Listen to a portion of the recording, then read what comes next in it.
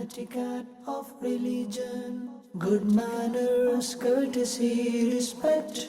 Good manners, courtesy, respect. Good manners, etiquette of religion. Etiquette of religion. Alhamdulillahi Rabbil Alameen wa salatu wa salamu ala Sayyidil Anbiya'i wal Mursaleen. Amma ba'd, fa'a'udhu billahi minash shaitanir rajim. Bismillahir Rahmanir Rahim. Salatu wa salamu alayka ya Rasulallah wa ala alika wa ashabika ya Habiballah. Salatu wa salamu alayka ya Nabiyallah wa ala alika wa ashabika ya Noorallah. My dear viewers of Madani Channel, Alhamdulillahi Azza wa Jal. Once again, we're here presenting the program Islamic Etiquettes.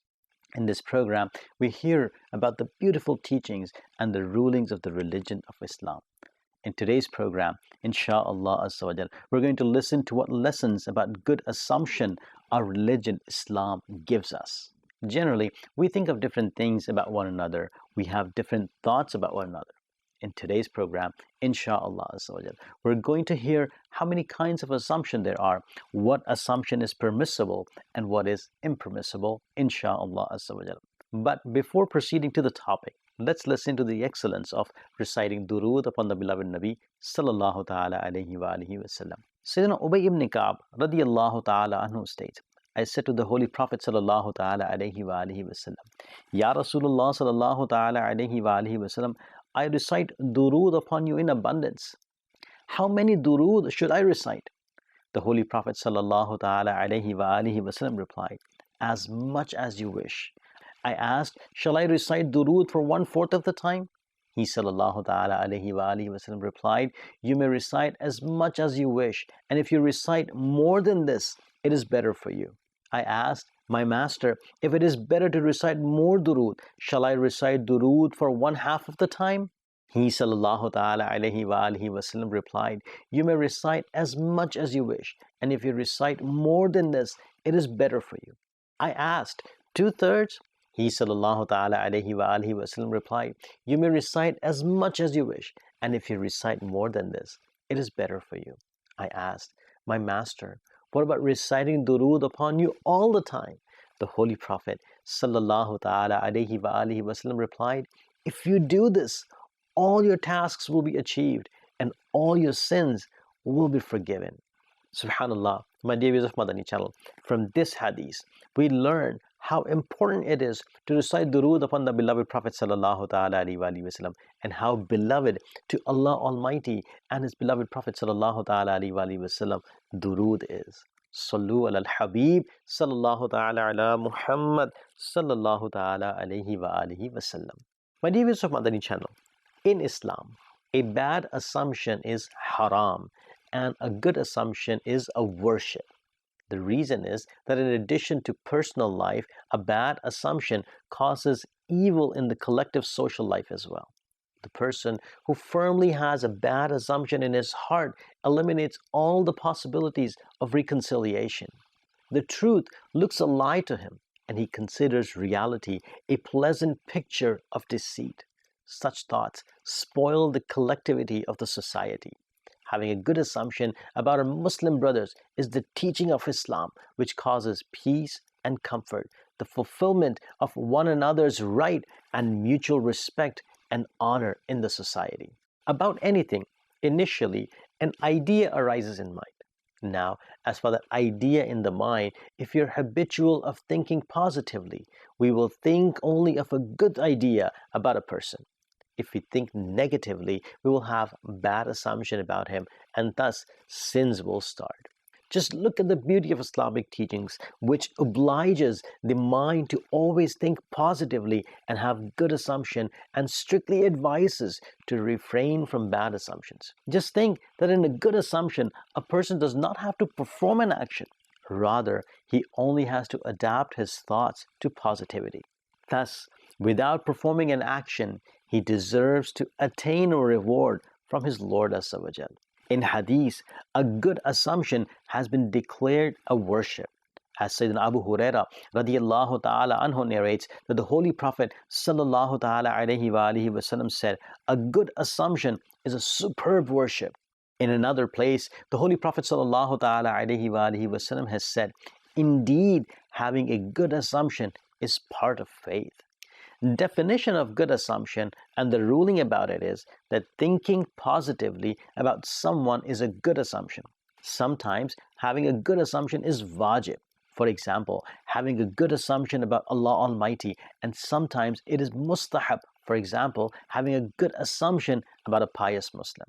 If you think negatively, it is called bad assumption. In Surah Al-Hujurat of the Holy Quran, the clear order of avoiding a bad assumption is given. Allah subhanahu wa ta'ala states in the Holy Quran, Ya ayyuhal ladhina amanu jtanibu kathiran minal inna ba'dal ithm. Translation from Kanzul Iman, O believers, avoid much suspicion. Indeed, some suspicions become sin. In this part of the verse, Allah Almighty prohibited His believing bondsmen from having bad assumption because some assumptions are merely sins. Hence, the careful thing is that we should avoid having too many assumptions. Allama Abdullah ibn Umar Baydawi rahmatullahi ta'ala states, in this verse, the abundance of assumption was kept vague.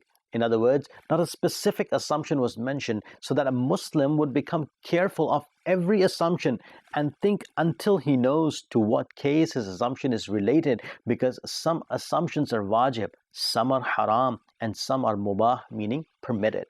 Now, let's talk about the kinds of assumption and Shari ruling about them. There are many kinds of assumption. 4 of them are as follows. The first one is wajib. For example, having a good assumption about Allah Almighty. In other words, hoping that Allah subhanahu wa ta'ala will grant me only what is better for me is wajib. The second one is mustahab. For example, having a good assumption about a pious Muslim is mustahab. Now the third one is prohibited, haram. For example, having a bad assumption about Allah Almighty and having a bad assumption about Muslim is haram. Fourth one is permissible. For example, having an assumption about an open smuggler according to the action which he commits. Sayyidina Sufyan Thawri radiyallahu ta'ala anhu narrates, there are 2 types of assumptions. One is that it occurs in the heart and is expressed by the tongue as well. If it occurs about a Muslim with negativity, it is a sin. Secondly, it occurs in the heart, but it is not expressed by the tongue. Though it is not a sin, but it is necessary to free the heart from this as well. My dear viewers of Madani Channel, we should have a good assumption about Muslims. Where the excellences of having a good assumptions are stated, it is forbidden to have an assumption about a Muslim.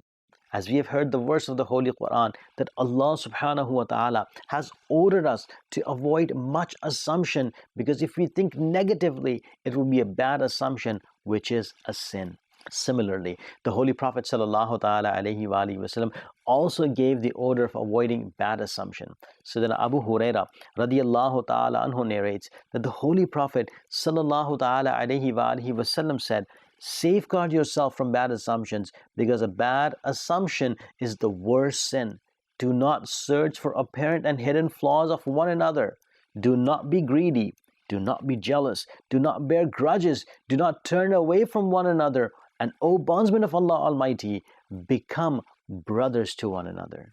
Mufti Na'imuddin Muradabadi rahmatullahi ta'ala states, having a bad assumption about a virtuous Muslim is prohibited. Similarly, after hearing his words, taking an evil meaning, though other good meanings are present, and the condition of the Muslim is according to them, is also listed under a bad assumption.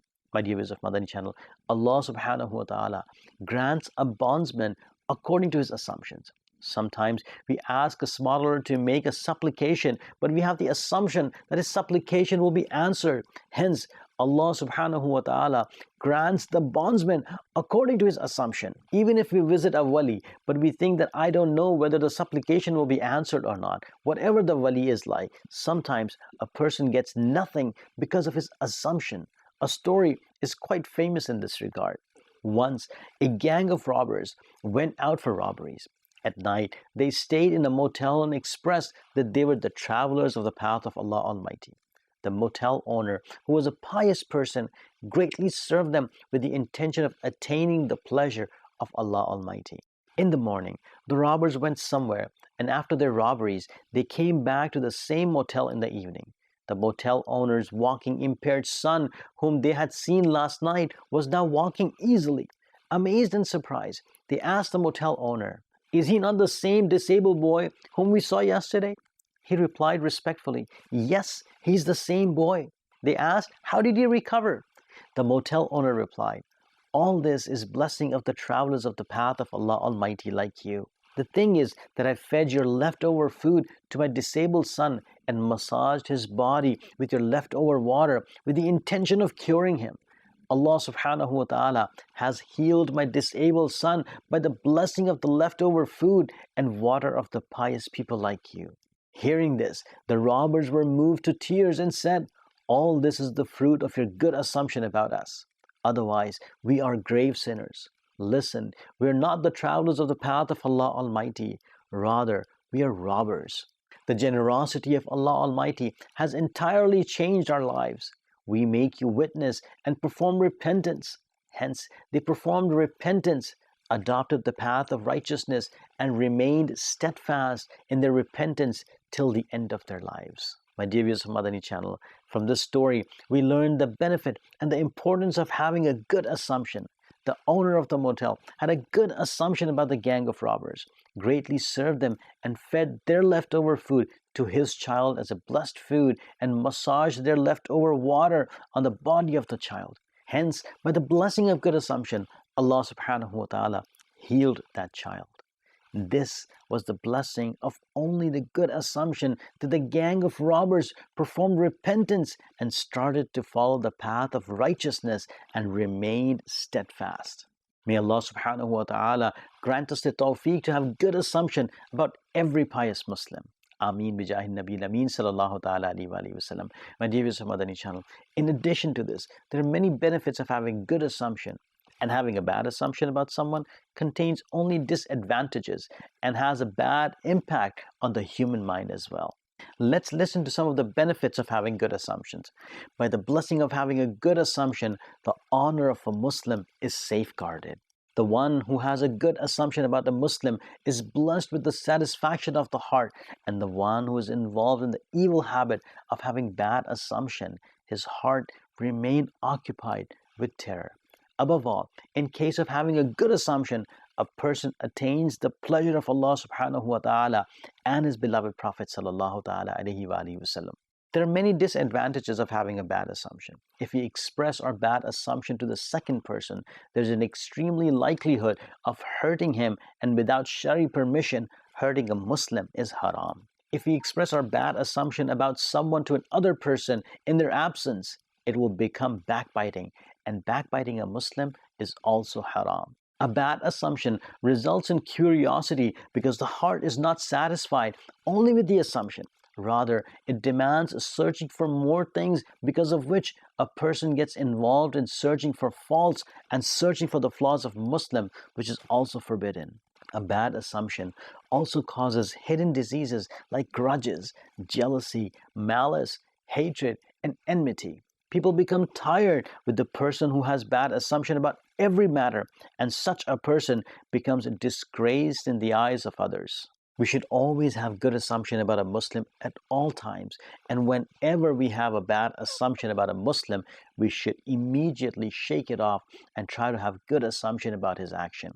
For example, while observing an Islamic brother who is weeping, who is crying during a naat or a speech, if we have the bad assumption of showing off about him, we should immediately have a good assumption of weeping or crying sincerely about him.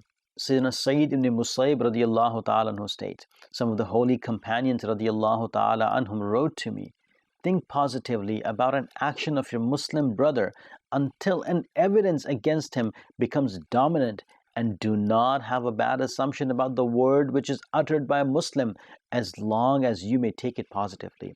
The one who presents himself to be accused should not blame anyone except himself. My dear viewers of Madani Channel, continue to reform yourself, because the one who is pious himself has good assumption about others too, whereas a bad person looks at only evils in others as well. There's an Arabic proverb meaning when someone's actions turns bad, his thoughts also turn bad. Mera tan safa ho, mera man safa ho, khuda husne zan ka khazana ata ho.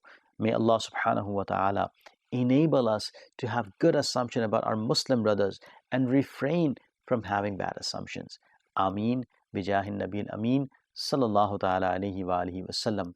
Sallu ala al-Habib. Sallallahu ta'ala ala Muhammad. Sallallahu ta'ala alayhi wa alihi wa sallam. Etiquette of religion, good manners, courtesy, respect, good manners, courtesy, respect, good manners, etiquette of religion, etiquette of religion.